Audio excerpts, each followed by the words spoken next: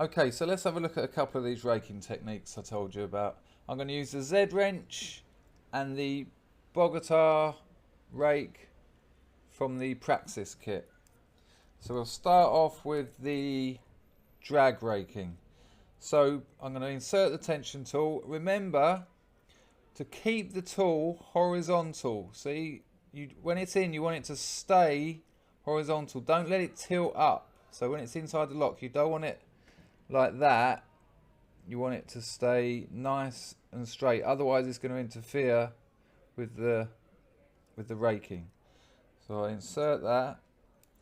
With the pressure on it, you see there's a little bit of movement in that. Rather than considering yourself as putting pressure on it, just put it to the, as if you're putting it to the bottom of that little bit of movement, and then rest your finger on it.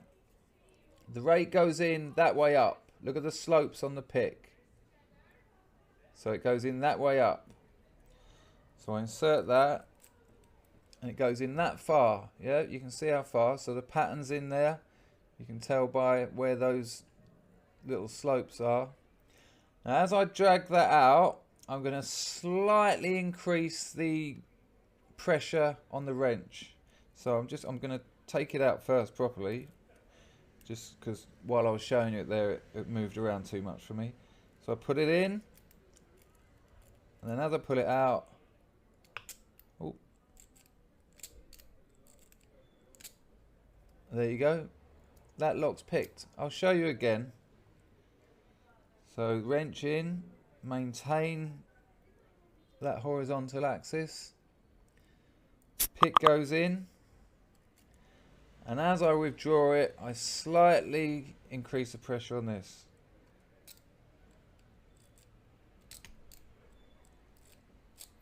Okay, so that's drag raking. You can use a ball pick, a double ball, a diamond. Most lock picks will work with that, but I really like using the Bogota. With this lock, which is still open, don't have the keys for it, it's locked now. I'm going to show you a different technique. With this technique,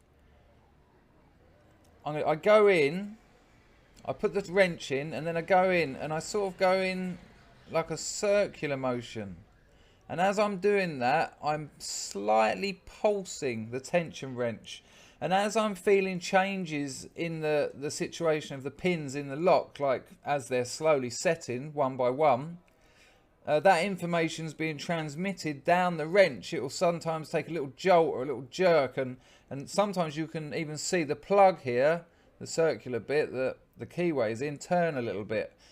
Once you've set a few pins and it's not so gnarly in there, not so congested, and you know you're down to a couple of just 2 or 3 pins, or 1 or 2, you don't need to stick so much with that circular motion. You can start doing an almost, you're still going in and out, but it's like a rocking motion.